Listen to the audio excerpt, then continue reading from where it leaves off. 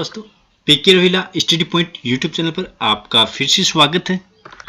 आज फिर से मैं आपके लिए कंप्यूटर फंडामेंटल के टॉप मोस्ट एमसीक्यूज लेके आया हूँ, मल्टीपल चॉइस क्वेश्चंस, जिन्हें यदि आपने देख लिया तो आपके 10 नंबर पक्के, यानी इतने महत्वपूर्ण प्रश्न हैं कि इनमें से परीक्षा में प्रश्न आएंगे ही आएंगे।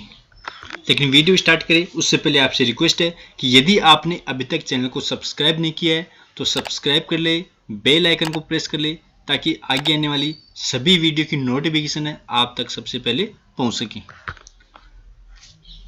तो हम स्टार्ट करते हैं। 40 प्रश्न हमने पहले किए थे, 41 से हम स्टार्ट करते हैं। आज भी हम 40 प्रश्न करेंगे। तो आपसे पहले रिक्वेस्ट है कि आप वीडियो को ज़्यादा से ज़्यादा शेयर कर दें अपने जितने भी फ्रेंड्स हैं, और जो भी कंप्यूटर टीचर की तैयारी कर रहे हैं, आपके कोई ग्रुप्स है उसमें आप शेयर कर दें।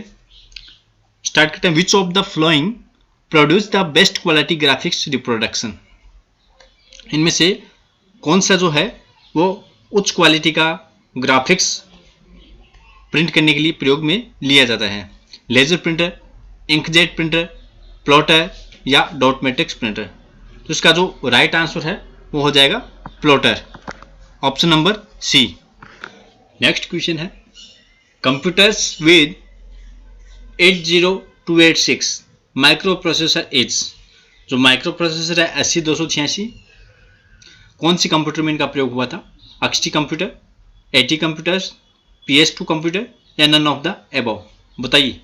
80286 जो माइक्रो प्रोसेसर है कौन सी कंप्यूटर में हुआ था?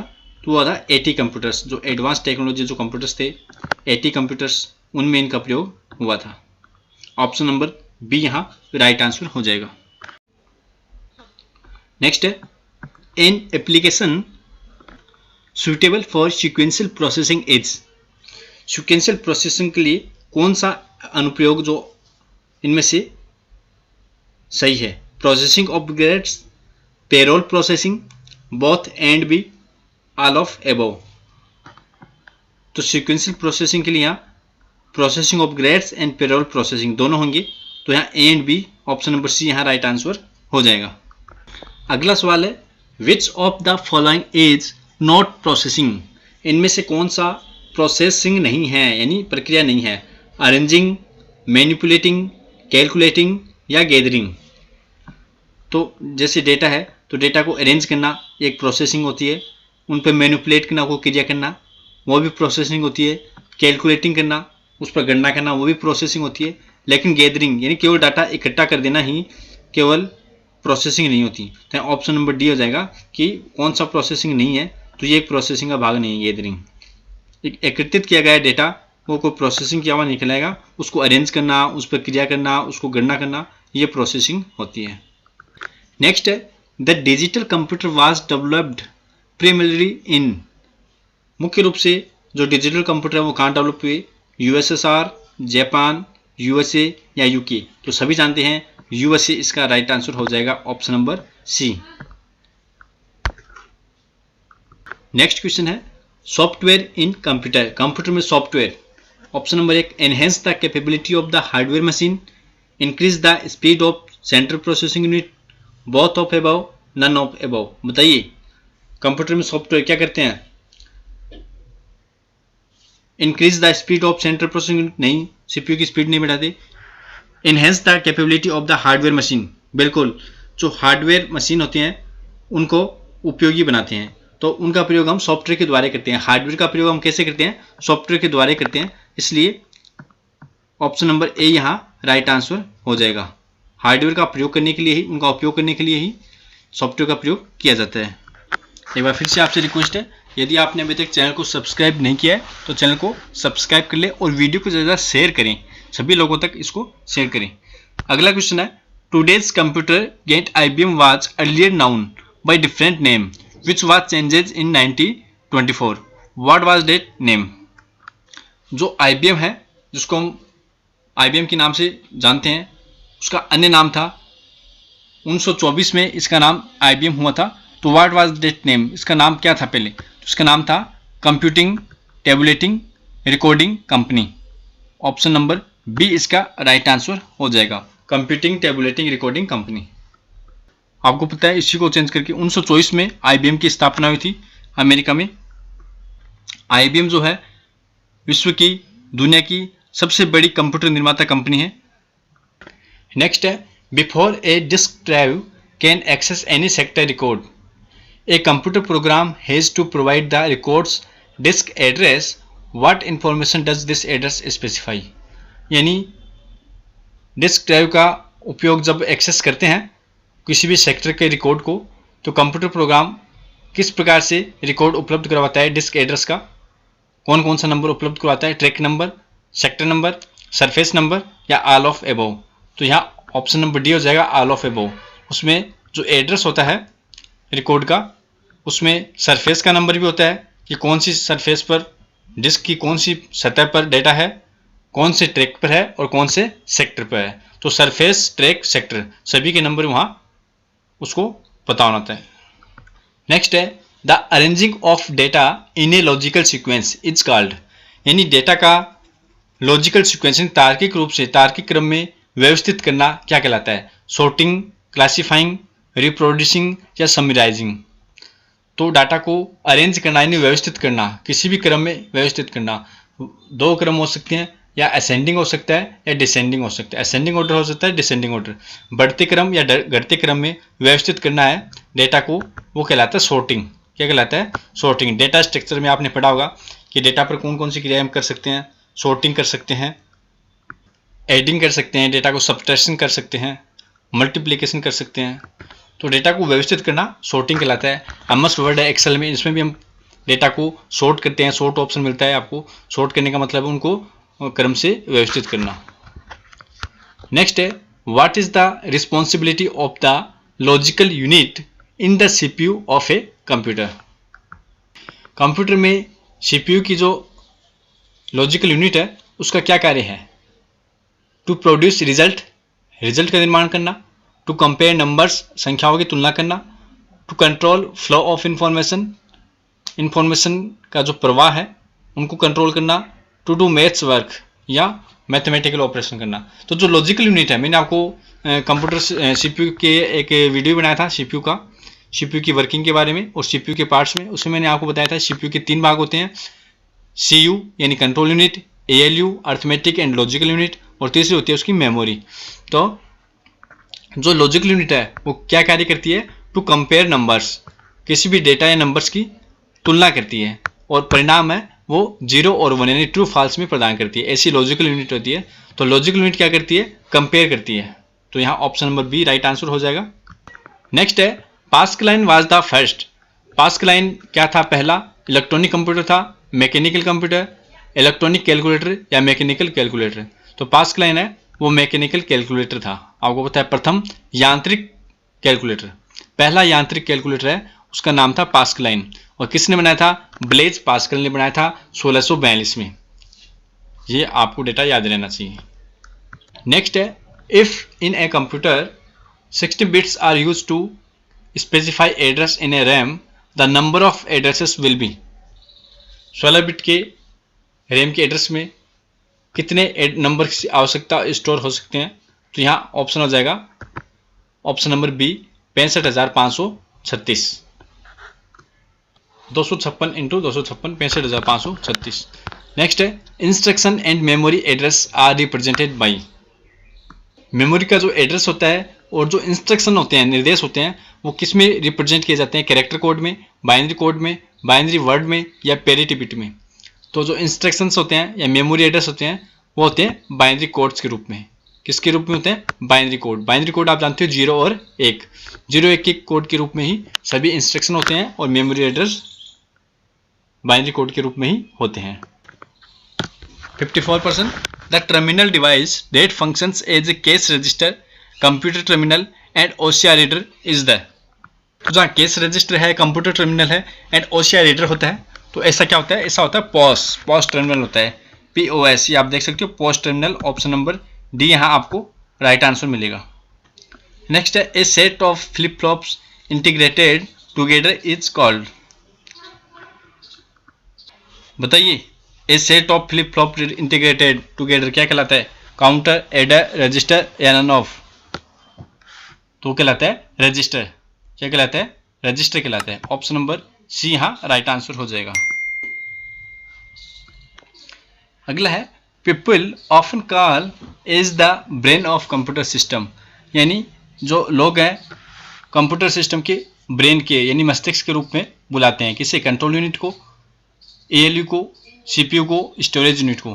तो यहाँ ऑप्शन नंबर सी आ जाएगा कि कंप्यूटर सिस्टम का ब्रेन किसे कहते हैं? सेंट्रल प्रोसेसिंग यूनिट यानी CPU को कहा जाता है। तो ऑप्शन नंबर सी यहाँ राइट आंसर होगा। अगला सवाल बहुत ही महत्वपूर्ण है, स्टार लगा लो आप इस क्वेश्चन पे। Which is used for manufacturing chips, किसका प्रयोग चिप के निर्माण में किया जाता है? जो चिप होती है, IC होती है, इंटीग्रेटेड सर्किट होती है, उनको बनाने के लिए कौन से का प्रयोग किया जाता है? बस का, कंट्रोल यूनिट का, सेमीकंडक्टर्स का या A एंड B का? तो चिप के लिए किसका प्रयोग किया जाता है? सेमीकंडक्टर का प्रयोग किया जाता है। अर्धचालक जो होते हैं, अर्धचालक धातु से ही चिप बनाई जाती है। जैसे कि सिलिकॉन है, तो सिलिकॉन क्या है? एक सेमीकंडक्टर ही है।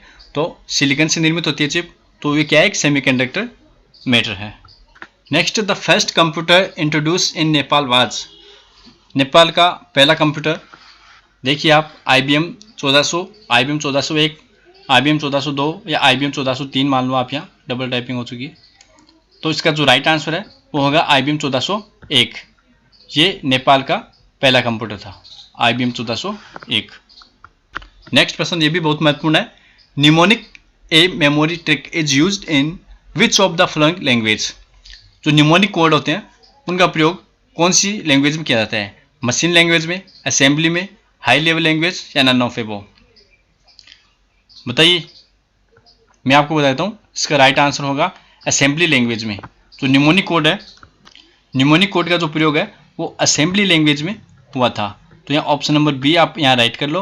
और यहाँ मशीनी लैंग्वेज में आपको बताता हूँ, मशीनी लैंग्वेज में 0 का प्रयोग होता है, जबकि असेंबली लैंग्वेज है इसमें निमोनिक कोड का प्रयोग होता है। जो निमोनिक कोड होते हैं, जैसे किसी को जोड़ने के लिए सम का, है ना, घटाने के लिए सब का, इस प्रकार से छोटे छोटे टर्म्स है, निमोनिक कोड होते हैं, उनका प्रयोग किया जाता है असेंबली लैंग्वेज में। और जो हाई लेवल लैंग्वेज है, इसमें बहुत से ऑपरेटर होते हैं। इसके अलावा जो इंग्लिश के समान ही लैंग्वेज होती है, तो इंग्लिश के शब्दों का ही इसमें प्रयोग किया जाता है। और जो कि मशीन लैंग्वेज है काफ़ी हार्ड है, उसमें केवल 0-1 का ही प्रयोग किया जाता है। केवल बाइनरी जो कोड्स हैं 0-1, उसी का प्रयोग उनमें किया जाता था प्रोग्रामिंग के लिए।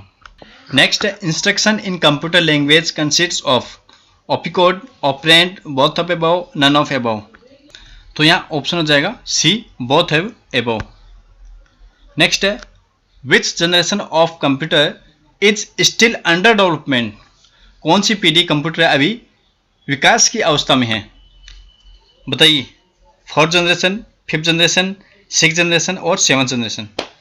मैंने आपको वीडियो बनाया भी था जनरेशन ऑफ कंप्यूटर, उसमें आपने देखा होगा जो 5वीं पीढ़ी कंप्यूटर वो भी विकास की अवस्था में है। हालांकि उनका विकास चल रहा है, तो विकास की अवस्था में 5th जनरेशन की कंप्यूटर है। नेक्स्ट है, a register organized to allow to move left और right operations is called a. तो रजिस्टर में जो मूव करने के लिए, लेफ्ट और राइट ऑपरेशंस को मूव करने के लिए क्या होते हैं? काउंटर होते हैं, लोडर होते हैं, एडर या शिफ्ट रजिस्टर? बताइए। तो रजिस्टर में जो लेफ्ट और राइट ऑपरेशन करने के लिए होते हैं, मूव करने के लिए, वो होते हैं शिफ्ट रजिस्टर। कौन से होते हैं? Shift register. नेक्स्ट है, which was the most popular first generation computer, प्रथम पीढ़ी कंप्यूटर का मुख्य प्रसिद्ध जो कंप्यूटर वो कौन सा था? IBM 650, IBM 360, IBM 1130, IBM 2700।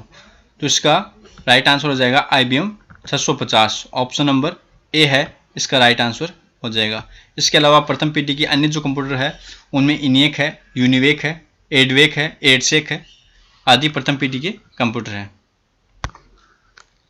Next है, which is considered a direct entry input device, direct entry input device कौन सा है? Optical scanner, mouse and digitizer, light pen. तो यहाँ सभी हो जाएंगे ऑल ऑफ द एबोव, सभी इनपुट डिवाइस है। नेक्स्ट है, a set of information that defines the status of resources allocated to a process is, सूचनाओं का समूह जो प्रोसेस जो एलोकेट हुए हैं, जो रिसोर्सेज, उसका स्टेटस बताता है, ऐसा क्या कहलाता है? Process control, ALU, register unit या प्रोसेस डिस्क्रिप्शन। तो वो कहलाएगा प्रोसेस डिस्क्रिप्शन, यानी प्रोसेस का जो विवरण है उसमें ये स्टेटस दिखाया जाता है।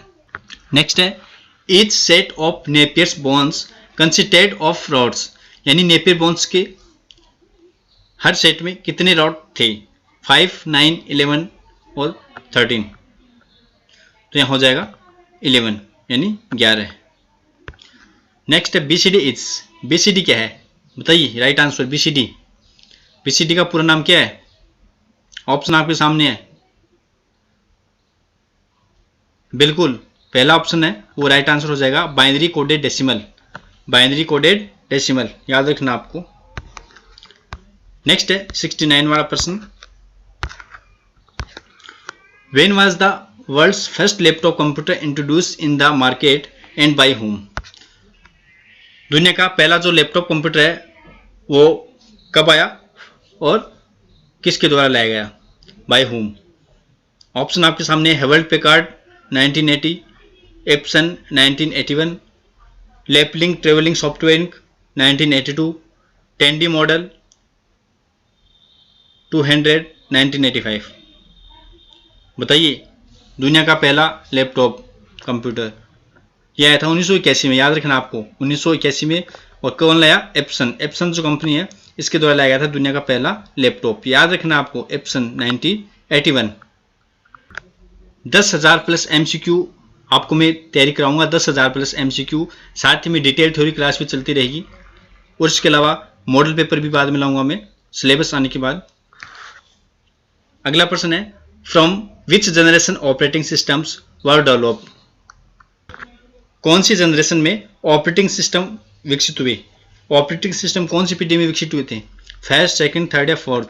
तो ऑप्शन नंबर 4 आ जाएगा, जब माइक्रो प्रोसेसर का विकास हुआ था उस पीढ़ी में ही, यानी चतुर्थ पीढ़ी में ही ऑपरेटिंग सिस्टम विकसित हुए।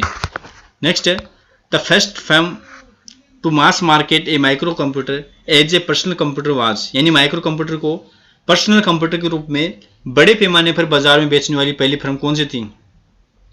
यानी माइक्रो कंप्यूटर को पर्सनल कंप्यूटर के रूप में, पीसीज के रूप में बड़े पैमाने पर, लार्ज स्केल पर मास मार्केट, तो यहाँ बाजार में बेचने पहली फर्म कौन सी थी? IBM, सुपर यूनिवेक, रेडियोशेक या डेटा जनरल कॉर्पोरेशन?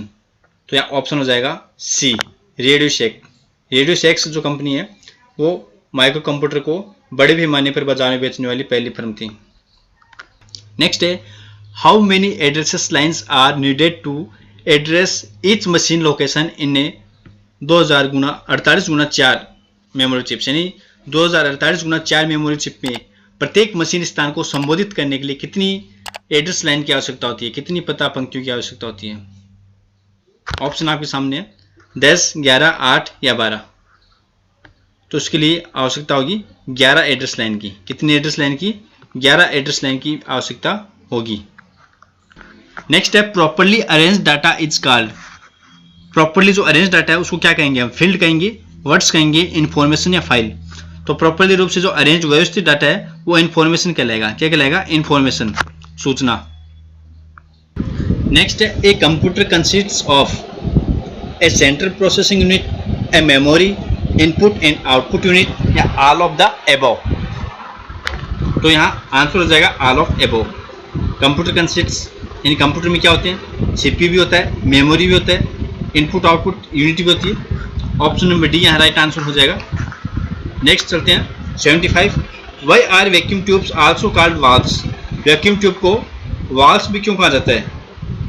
ऑप्शन आपके सामने है, बताइए वैक्यूम ट्यूब को वाल्व्स क्यों कहते हैं? बिकॉज दे कैन स्टॉप और allow the flow of current, क्योंकि वे क्या कर सकती हैं? प्रवाह को, जो करंट का जो प्रवाह है उसको रोक भी सकते हैं। नेक्स्ट प्रश्न है, जॉन नेपियर इन्वेंटेड लॉगरिथम इन? जॉन नेपियर ने लघुगणक का आविष्कार किया, ये तो आपको पता है। कब किया? 1614 में, 1617 में, 1620 में, या इनमें से कोई नहीं? तो जॉन नेपियर ने लघुगणक का आविष्कार किया था और कब किया था? 1614 में किया था। तो right answer option number A हो जाएगा। यहाँ याद रखना है, जॉन नेपियर ने लघुगणक का आविष्कार किया, लॉगरिथम का आविष्कार किया था 1614 में। नेक्स्ट है, एन इंटीग्रेटेड सर्किट इज? एक इंटीग्रेटेड जो सर्किट है, IC है, वो क्या होता है? एक कॉम्प्लिकेटेड सर्किट होता है, इंटीग्रेटिंग डिवाइस है, much costlier then a single transistor, fabricated on A टिनी silicon chip. तो यहाँ ऑप्शन नंबर डी हो जाएगा, कि एक स्मॉल यानी बहुत ही छोटी सी सिलिकॉन चिप पर निर्मित होती है आईसी। ऑप्शन नंबर डी यहाँ राइट आंसर हो जाएगा। What type of control pins are needed in a micro processor to regulate traffic on the bus in order to prevent two devices from trying to use it at the same time. एक micro processor में किस प्रकार के नियंत्रण pin की आवश्यकता होती है ताकि बस में यातायात को यानी ट्रैफिक को नियंत्रित किया जा सके, ताकि दो उपकरणों को एक ही समय में इसका उपयोग करने की कोशिश करने से रोका जा सके। बस कंट्रोल, इंटरप्रेट्स, बस एब्रिएशन या स्टेटस।